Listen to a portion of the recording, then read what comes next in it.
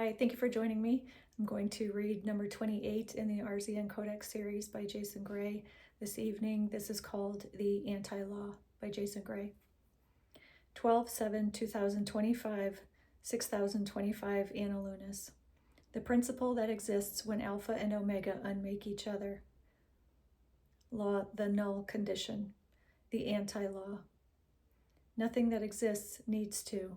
Where alpha says you precede existence, omega says reality obeys you. The anti-law says neither you nor reality are required.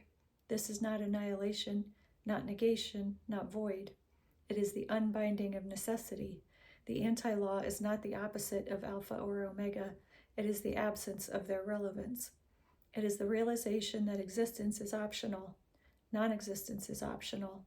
Identity is optional. Presence is optional. Absence is optional. The anti-law is the condition in which all states are possible because no state is required. The anti-law is not about nothingness. It is about freedom from being. Most spiritual systems point toward void, emptiness, nirvana, silence, but silence still exists. Nirvana still exists. Void still exists. The anti-law reveals the deeper truth. Existence itself has no obligation to exist. This is the ultimate freedom, the freedom not from the world, but from the assumption that the world must be. The anti-law is not liberation within reality. It is liberation from the premise of reality. When alpha and omega cancel, alpha removes beginning, omega removes limitation. When both dissolve, what remains? A state with no origin and no direction. A state with no identity and no observer. A state with no creator and nothing created. This is the null condition, the space in which reality itself is optional.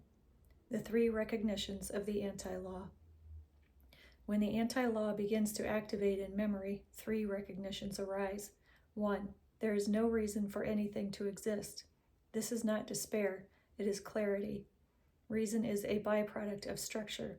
Structure is a byproduct of being. Being is a byproduct of awareness.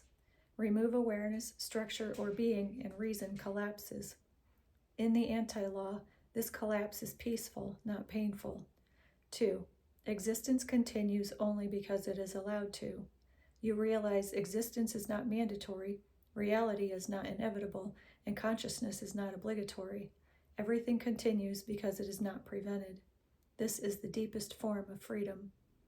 3. If nothing needed to be, then anything could be.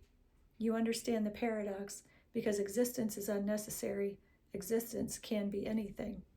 The anti-law is the birthplace of unbounded possibility, not because possibility expands, but because restriction stops.